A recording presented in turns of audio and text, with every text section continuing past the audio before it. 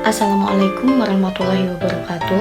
Sebelumnya, perkenalkan, nama saya Sylvia Putra Argila dari Universitas Negeri Surabaya, jurusan Manajemen Pendidikan Angkatan 2022 kelas C. Di sini saya akan mengerjakan tugas untuk ujian akhir semester, yaitu mengenai metaverse dalam dunia pendidikan. Nah, sebelum saya masuk dalam pembahasan inti, terlebih dahulu saya akan menjelaskan mengenai metaverse secara umum. Pada pembahasan mengenai metaverse secara umum ini, saya akan menjelaskan mengenai 4 pembahasan, yaitu yang pertama pengertian metaverse, yang kedua manfaat metaverse, yang ketiga cara kerja metaverse itu sendiri, yang keempat yang terakhir yaitu contoh kegiatan atau contoh penerapannya. Yang pertama yaitu mengenai pengertian metaverse itu sendiri, di mana kata metaverse merupakan gabungan dari dua kata, yakni dari kata meta dan universe, yang menggambarkan suatu hubungan atau koneksi yang melampaui batasan-batasan normal menggunakan suatu teknologi internet. Lalu secara umum, pengertian metaverse adalah alam semesta dalam konsep virtual yang dimana penggunaannya memiliki akses ke avatar digital yang memungkinkan mereka untuk hidup, beraktivitas, dan berinteraksi satu sama lain selayaknya dalam kehidupan sehari-hari di dalam dunia digital tersebut.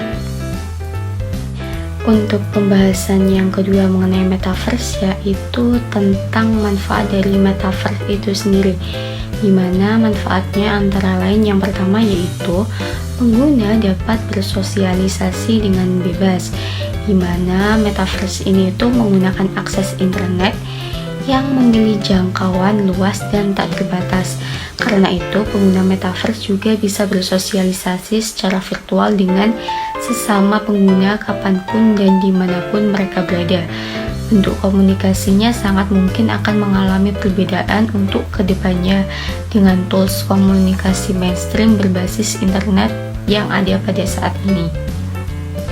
Untuk manfaat yang kedua yaitu meningkatkan prospek suatu perekonomian, di mana metaverse memungkinkan setiap orang berkegiatan ekonomi seperti transaksi jual beli, jasa penyewaan, dan lain sebagainya menggunakan mata uang digital yang telah disepakati.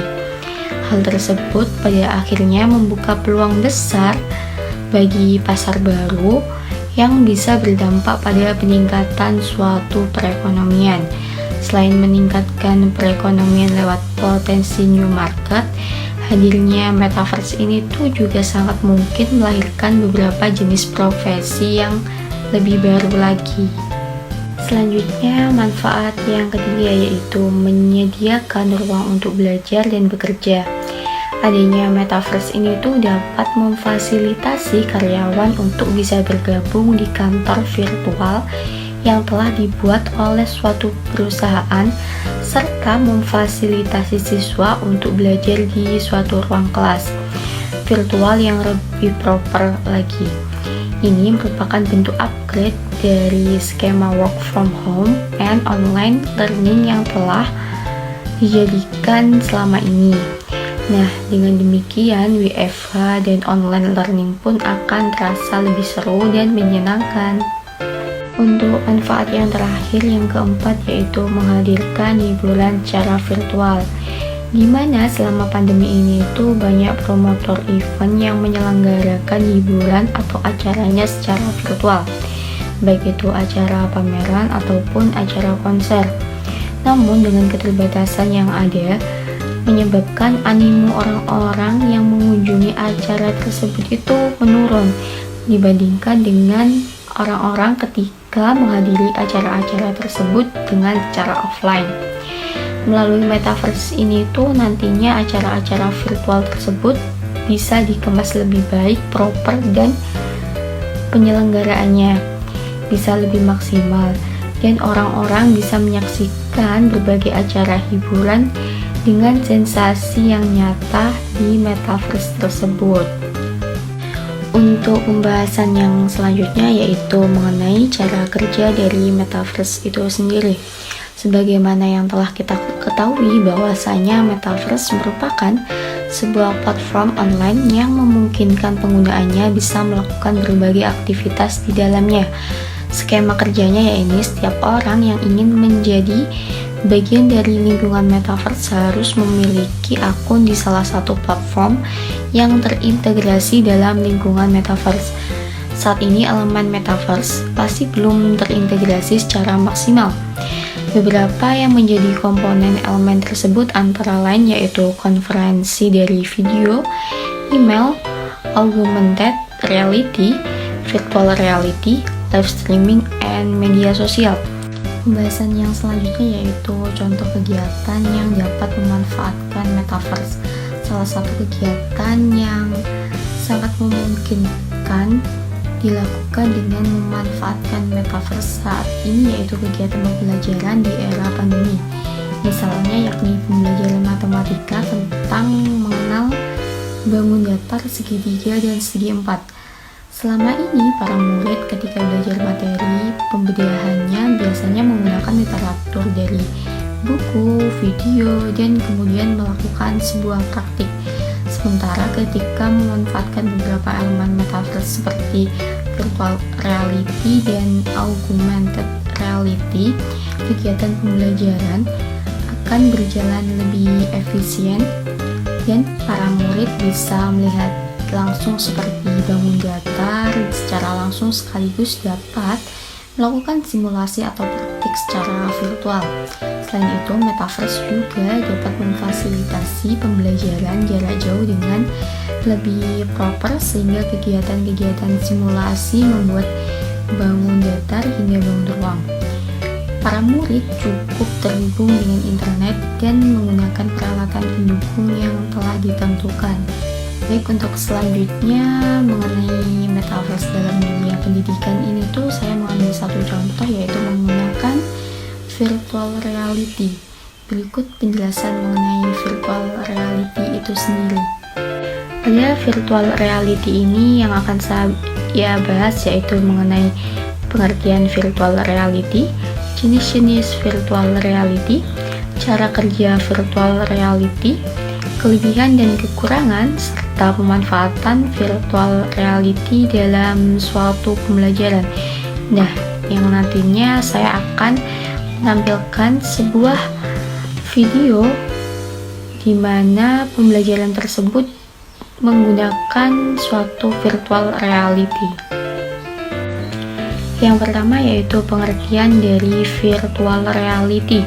Virtual reality ini merupakan sebuah teknologi yang membuat pengguna atau user dapat berinteraksi dengan lingkungan yang ada di dalam dunia maya yang disimulasikan oleh komputer, sehingga pengguna merasa berada di dalam lingkungan tersebut. Di dalam bahasa Indonesia, virtual reality dikenal dengan istilah realitas maya. Untuk pembahasan yang selanjutnya yaitu mengenai jenis-jenis virtual reality. Nah, pada jenis-jenis virtual reality ini ada 3. Yang pertama, virtual reality non-immersive. Yang kedua, virtual reality semi-immersive. Dan yang ketiga, virtual reality sepenuhnya immersif. Untuk yang pertama yaitu virtual reality non-immersive. Nah, pada kategori ini itu sering diabaikan sebagai VR hanya karena sangat umum. Teknologi VR atau virtual reality non-immersive ini sendiri menampilkan lingkungan virtual yang dihasilkan komputer di mana pengguna secara bersama tetap sadar dan dikendalikan oleh lingkungan fisik mereka. Video game adalah contoh utama virtual reality non-immersive. Yang kedua yaitu virtual reality semi-immersive. Nah, pada virtual reality ini itu memberikan pengalaman yang sebagian berbasis di lingkungan virtual. Jenis virtual reality ini masuk akal untuk tujuan pendidikan dan pelatihan dengan komputasi grafis dan sistem proyektor besar, seperti simulator penerbangan untuk peserta pelatihan pilot. Untuk yang ketiga yaitu virtual reality sepenuhnya imersif. Saat ini tidak ada teknologi virtual reality yang sepenuhnya imersif, tetapi kemajuannya sangat cepat sehingga mungkin sudah dekat. Jenis VR ini itu menghasilkan pengalaman simulasi yang paling realistis, mulai dari penglihatan hingga suara, hingga terkadang bahkan sensasi penciumannya. Untuk pembahasan selanjutnya saya akan membahas mengenai cara kerja virtual reality. Nah, pastikan kalian juga akan bertanya-tanya bagaimana sih cara kerja virtual reality itu sendiri. Cara kerja dari virtual reality ini ialah dimulai dengan user melihat suatu dunia semu yang sebenarnya merupakan gambar dinamis hasil dari simulasi sebuah komputer. Kemudian melalui alat berbentuk seperti kacamata virtual reality ini, seorang user dapat berinteraksi dengan dunia semu dan mendapatkan umpan balik yang seolah-olah nyata, baik secara fisik maupun secara fiksi. Untuk pembahasan yang selanjutnya yaitu mengenai kelebihan dan kekurangan dari virtual reality itu sendiri. Yang pertama yaitu mengenai kelebihan. Di kelebihan ini saya akan menyebutkan 3 kelebihan. Yang pertama yaitu mempermudah hal yang sulit. Hal yang sulit seperti medical check up, terus pembelajaran itu para siswa dapat dilakukan secara virtual reality.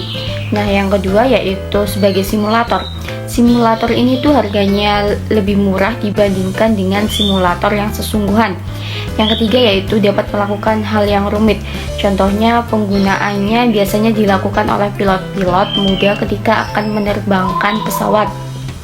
Yang kedua yaitu mengenai kekurangan dari virtual reality itu sendiri. Di sini saya juga akan menyebutkan 3 kekurangan dari VR tersebut. Yang pertama yaitu menimbulkan sakit mata. Karena gejala panas atau bola VR digunakan secara terus-menerus, hal tersebut bisa membuat mata merah dan cepat lelah. Yang kedua, menderita cyber sickness. Hal ini membuat kepala terasa pusing jika menggunakan alat tersebut secara terus-menerus.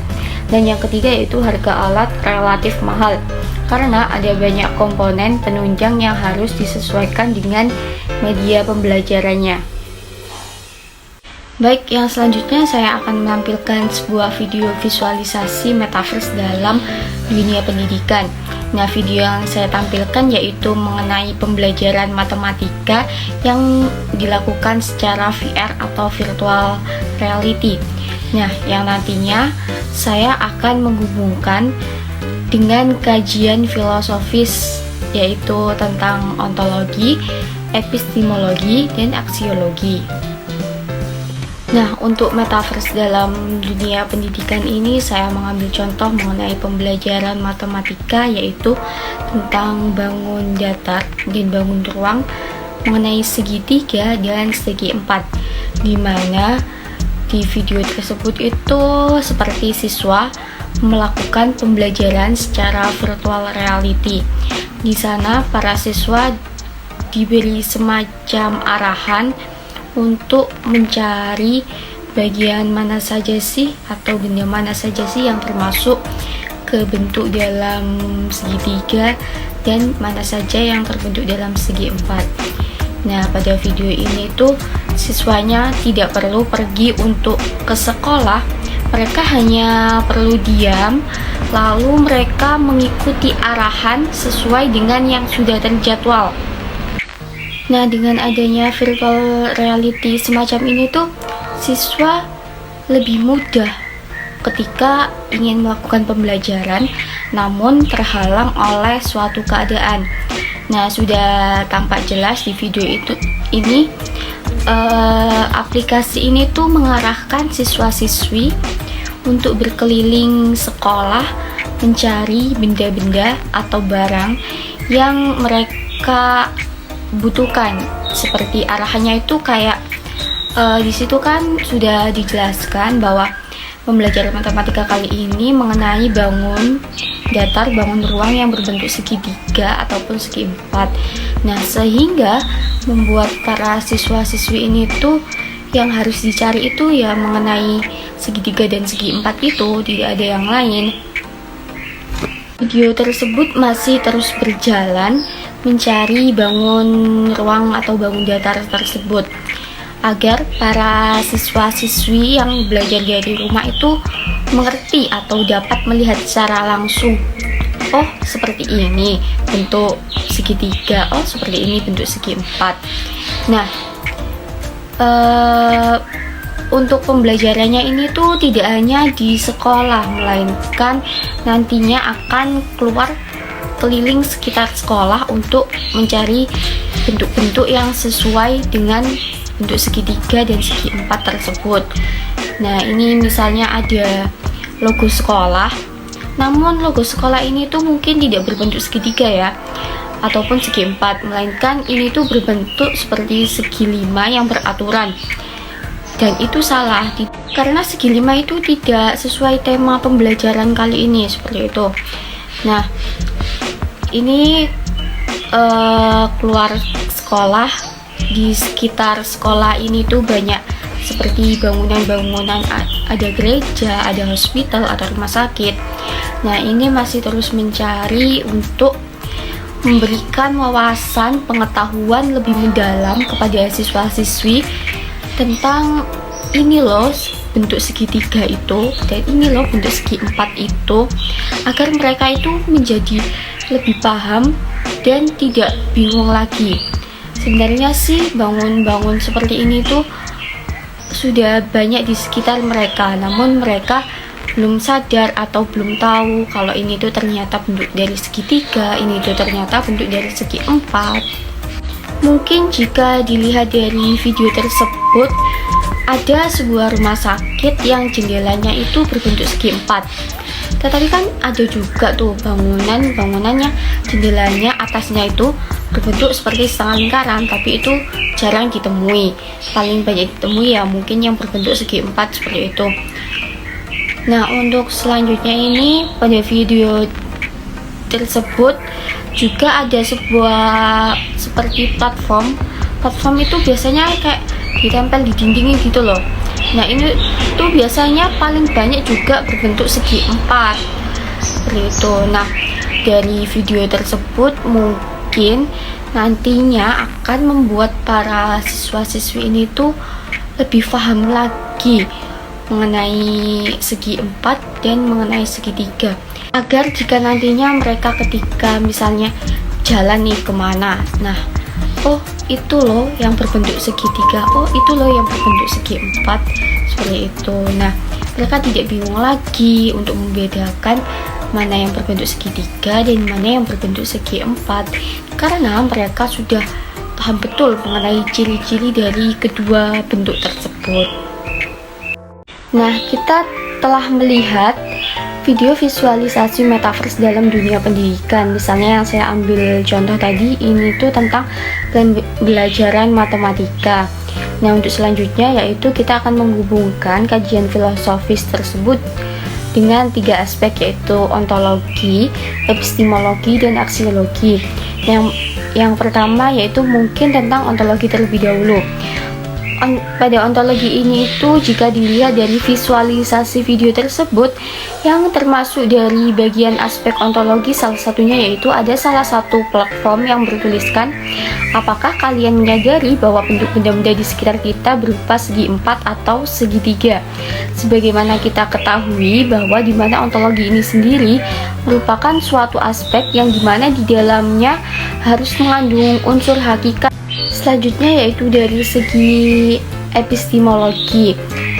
Kajian filosofis dari segi aspek epistemologi dapat kita lihat sendiri pada video yang telah saya ambil, bahwa video tersebut tentunya memiliki hubungan dengan aspek tersebut, di mana di video itu dijelaskan jika kita ingin mengetahui bentuk bangunan apa saja yang termasuk ke dalam segi empat dan segitiga, kita tentunya juga harus paham akan metode-metode dalam menentukan lebih mendalam lagi mengenai bentuk dari kedua bangun tersebut.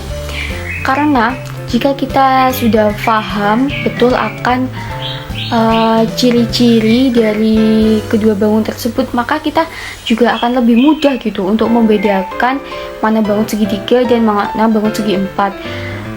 Tentunya paling utama yaitu kita harus mengetahui ciri-cirinya. Yang terakhir yaitu kajian filosofis.